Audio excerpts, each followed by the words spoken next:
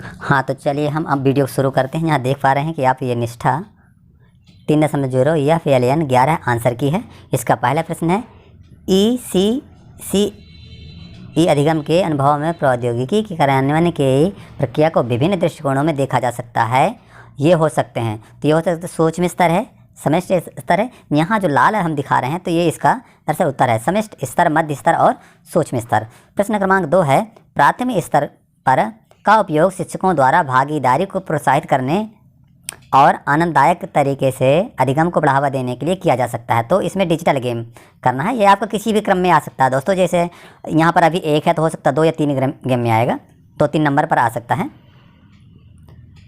तो यह digital game करने के बाद आपको चलना है प्रश्न क्रमांक, तो यह कोर्स 11 आ चुका है दोस्तों, जो आपको 1 मार्च से लेकर के 31 मार्च तक करना है। और इसका नाम है निष्ठा FLN प्रशिक्षण मॉड्यूल 11 है। इसका नाम है शिक्षण अधिगम और मूल्यांकन में सूचना और संचार प्रौद्योगिकी ने ICT का एकीकरण की। इसमें प्रश्नोत्तरी की हम चर्चा करेंगे। इसमें हम आपको 40 प्रश्न बताएंगे और इसमें से 20 प्रश्न आपकी स्क्रीन में आया करते हैं और यही 40 प्रश्नों में से अदल बदल के आते रहते हैं। इसलिए आप इस वीडियो में आपको सभी के सभी प्रश्न मिलने वाले हैं। तो चलिए वीडियो को लाइक करें, शेयर करें और चैनल को जरूर सब्सक्राइब कीजिए। तो नंबर 1 यहाँ पर प्रश्न आ गया है, यहाँ ECI अधिगम के अनुभवों में प्रौद्योगिकी के कार्यान्वयन की प्रक्रिया को विभिन्न दृष्टिकोणों में देखा जा सकता है। तो हम आपको करेंगे समष्टि स्तर, मध्य स्तर और सूक्ष्म स्तर। इसके बाद प्रश्न क्रमांक यहाँ 2 है, यहाँ दिया प्राथमिक स्तर पर का उपयोग शिक्षकों द्वारा भागीदारी को प्रोत्साहन करने और आनंददायक तरीके से अधिगम को बढ़ावा देने के लिए किया जा सकता है, तो डिजिटल गेम के लिए। इसके बाद प्रश्न क्रमांक हम तीसरे पर चल रहे हैं दोस्तों, और इसमें दिया पक्षी, जानवरों और विभिन्न आकृतियों प्राकृतिक आडियों द्वारा कि आज विभिन्न ध्वनियों को सीखने के लिए उपयोग किया जाने वाला अधिक उपयुक्त संसाधन है, तो ऑडियो स्रोत है। इसके बाद प्रश्न क्रमांक हम चौथे पर चल रहे हैं और यहाँ खालिस्तान दिया हुआ है। इसमें आपको भरना है को विशेष आवश्यकता वाले बच्चों के मध्य अपनाया जा सकता है, तो आपको यहाँ पर है मुद्रित सामग्री। इसके बाद प्रश्न क्रमांक यहाँ 5वां है दोस्तों, रचनात्मकता के लिए निम्नलिखित में से किस उपकरण का उपयोग किया जा सकता है, तो आपको करना है टक्स पेंट। इस तरह करके ये प्रश्न दोस्तों आपके आगे पीछे आ सकते हैं, इनको थोड़ा सा नोट कर लीजिए, ये तो 2 बार वीडियो देख लीजिए ताकि आपके 100% प्रश्न फंसे, यानी 20 के 20 प्रश्न फंसे और अधिक से अधिक अंकों प्राप्त करें। इसके बाद प्रश्न क्रमांक यहाँ 6 है, निम्न किसी शब्द के रिकॉर्ड किए गए उच्चारण की सही उच्चारण से तुलना करने की गतिविधि का अभ्यास कहाँ किया जा सकता है, तो भाषा प्रयोगशालाएँ हैं। प्रश्न क्रमांक यहाँ 7 है, स्वयं का पूर्ण रूप है study web of active learning for young aspiring minds.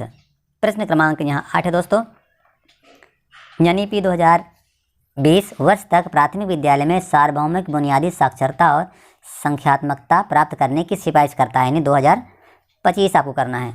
इसके बाद प्रश्न क्रमांक यहाँ 9 है, ऐसे वातावरण का विश्लेषण करना है जिसमें एक ICT सक्षम शिक्षण अधिगम प्रक्रिया संचालित होती है, तो आपको यहाँ संदर्भ कर देंगे। प्रश्न क्रमांक यहाँ 10 है और 10 में दिया वास्तविक दुनिया के वातावरण का एक संवादात्मक अनुभव है, जहाँ वास्तविक दुनिया में स्थित वस्तुओं को कंप्यूटर द्वारा उत्पन्न अवधारणात्मक जानकारी, कभी कभी दृश्य, श्रवण, हैप्टिक, सोमैटोसेंसरी और सूंघने संबंधित सहित कई संवेदी तौर तरीकों द्वारा बढ़ाया जाता है, तो आपको यहाँ करना है संवर्धन, जो लाल रंग से दिया हुआ है ये दरअसल इसका उत्तर है।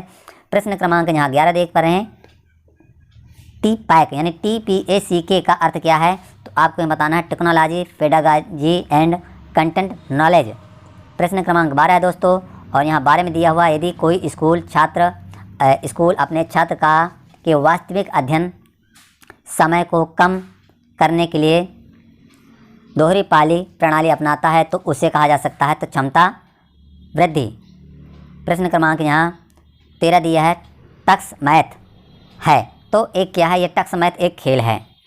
प्रश्न क्रमांक 14 में चलेंगे और यहाँ दिया है NEP 2020 के केंद्रीय क्षेत्रों में से एक बुनियादी साक्षरता और संख्यात्मकता FLN है, जो हमेशा से का केंद्र रहा, तो पूर्व प्राथमिक और प्राथमिक शिक्षा के लिए।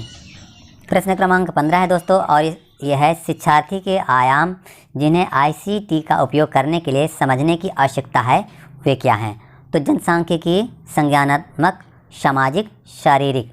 इसके बाद प्रश्न क्रमांक 16 है, पूर्व प्राथमिक या प्राथमिक स्तर पर निष्पादित सामग्री को मोटे तौर पर ज्ञान के निम्नलिखित आयामों के अंतर्गत वर्गीकृत किया जा सकता है? तो तथ्यात्मक, संकल्पनात्मक, प्रतिक्रियात्मक और मेटाकॉग्निशन। अगला प्रश्न है 17 नंबर का और दिया है एजुकेटिव एट भी एक ऐसा ओपन स्रोत टूल है जो आपको यहाँ खाली स्थान भरने के लिए एक गेम है। तो आपको करना है यहाँ पर प्राथमिक स्तर। प्रश्न क्रमांक यहाँ पर आपके पास आ गया 18 नंबर, ऑनलाइन पाठ्यक्रम प्रोत्साहन क्रिया है। तो ये 4 नंबर दिए हुए हैं। तो सही विकल्प आपको चयन करना है। तो यहाँ हो जाएगा 1, 2 और चौथा। यानी कौन कौन सा? एक सही है, दूसरा सही है और चौथा सही है। ऐसे इनको कर देना है। इसके बाद प्रश्न क्रमांक हम चलते हैं 19 नंबर में। उपकरणों मीडिया को एकीकृत करना तभी प्रभावी होता है जब इसका उपयोग सामग्री और शिक्षण अधिगम की विधि के साथ उचित रूप से किया जाता है। तो यहाँ करना है आपको शिक्षा शास्त्र। इसके बाद प्रश्न क्रमांक यहाँ पर 20 है। जो आप में प्रश्न स्क्रीन पर 20 ही प्रश्न आएंगे। तो यहाँ देखिए हम 20 में बता रहे हैं, कक्षा के वातावरण में खाली स्थान है से तात्पर्य शिक्षकों, प्रौद्योगिकी व्यक्तियों की उपलब्धता, ICT को संभालने में शिक्षक की योग्यता आदि से है। तो मानवीय संसाधन। दोस्तों हम आपको यहाँ पर 40 प्रश्न बताएंगे, जबकि आपके स्क्रीन में मात्र 20 प्रश्न आने वाले हैं। इन्हीं 40 प्रश्नों में से किसी के पास दूसरे 20 आएंगे, किसी शिक्षक साथी के पास दूसरे 20 प्रश्न आएंगे। तो यानी हर बार आपके ये 20 प्रश्न सेम नहीं मिलते हैं, बल्कि जब भी आप दोबारा कोशिश करेंगे तो बार बार ये अन्य तरह के 20 प्रश्न आता है। आपको इन्हीं 40 प्रश्नों में से बार बार आएंगे। अतः इन 40 प्रश्नों के उत्तर को जानना बहुत ज़रूरी है। दोस्तों वीडियो को लाइक, शेयर, कमेंट और चैनल को जरूर सब्सक्राइब कीजिए। अब हम चलते हैं प्रश्न क्रमांक 21 में और यहाँ दिया है 21 नंबर, ICT का अर्थ है। तो आपको यहाँ करना है इंफॉर्मेशन एंड कम्युनिकेशन टेक्नोलॉजी। प्रश्न क्रमांक 22, MOOC का पूर्ण रूप है मैसिव ओपन ऑनलाइन सोर्स।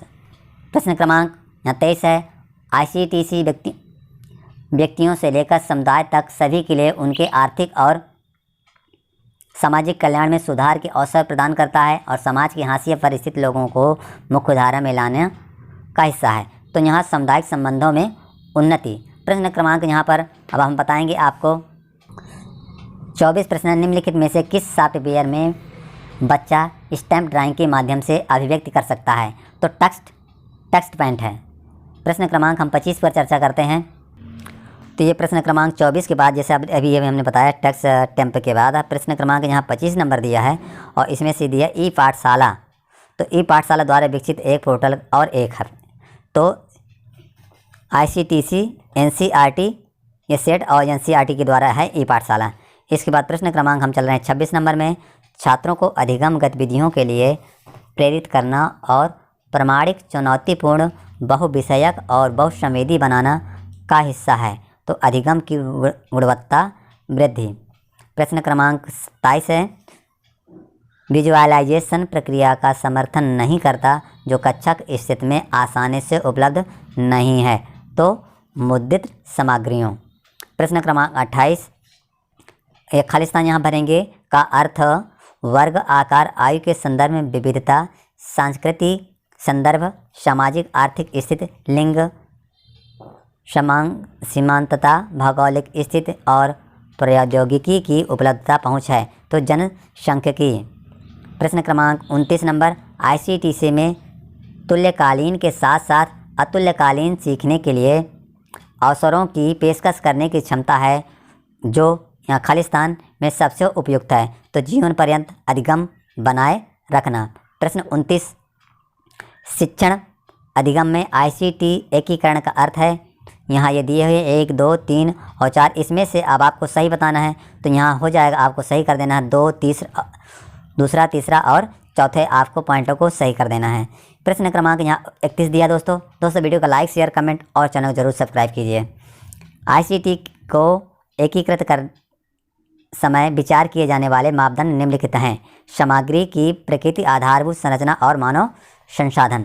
अगला प्रश्न है 32 नंबर, निम्नलिखित में से कौन सा सत्य नहीं ICT शिक्षण सामग्री को होना चाहिए? सदैव उच्च भुगतान प्राप्त करता बना रहे, ये इसका सही विकल्प रहेगा। प्रश्न क्रमांक यहाँ 33 दिया गया है, निम्नलिखित में से किस मीडिया प्लेटफॉर्म का उपयोग प्रक्रियात्मकता, ज्ञान आयाम में वृद्धि के लिए नहीं किया जा सकता? टेक्स्ट यानी पाठ में। इसके बाद प्रश्न क्रमांक 34 नंबर दिया है, बच्चों खालिस्तान के संपर्क में आने पर असुरक्षित स्थितियों में जा सकते हैं, हानिकारक और शोषक साइट पर। प्रश्न क्रमांक 35 सूक्ष्म स्तर इंगित करता है वास्तविक कक्षा का वह स्तर जहाँ शिक्षण अधिगम होता है। प्रश्न क्रमांक यहाँ 36 है, टेक्स्ट गणित 1 है, तो यहाँ गणित सॉफ्टवेयर। और यहाँ 37 प्रश्न है, ICTC तकनीकी उपकरण और संसाधन का एक सेट है जो द्वारा परिभाषित डिजिटल जानकारी का निर्माण, भंडारण और संचरण करता है यूनेस्को के द्वारा। प्रश्न क्रमांक यहाँ 38 है, प्रयोगशाला के अनुभवों और भौतिक प्रदर्शन परीक्षणों की भौतिक ढांचागत चुनौतियों को हल करने में मदद करता है, तो आभासी प्रयोगशालाएं। प्रश्न क्रमांक यहाँ 39 दिया 39, खालिस्तान स्तर पर निष्पादित सामग्री में पढ़ने लिखने और अंकगणित के लिए तत्परता शामिल हो सकती है, तो आपको करना पूर्व प्राथमिक और प्राथमिक। दोस्तों वीडियो को लाइक करिए। अब हम यहाँ 40 नंबर में आ रहे हैं, पूर्व प्राथमिक और प्राथमिक शिक्षा में ICT का अतिरिक्त उपयोग होता है, शारीरिक रूप से हानिकारक। दोस्तों वीडियो को लाइक शेयर कमेंट और चैनल को सब्सक्राइब कीजिए। कमेंट में लिखिए कि आपको कितने अंक मिले हैं। दोस्तों ये वीडियो बड़ा ज़रूर हो सकता है, लेकिन इसमें से 40 में से 40 प्रश्न जो बताए गए हैं पूरे सही हैं, और 40 में से ही आपको ये 20 प्रश्न फंसने वाले हैं, तो 20 के 20 पूरे प्रश्न फंसेंगे और प्रमाण पत्र आप हासिल कर लेंगे। दोस्तों धन्यवाद।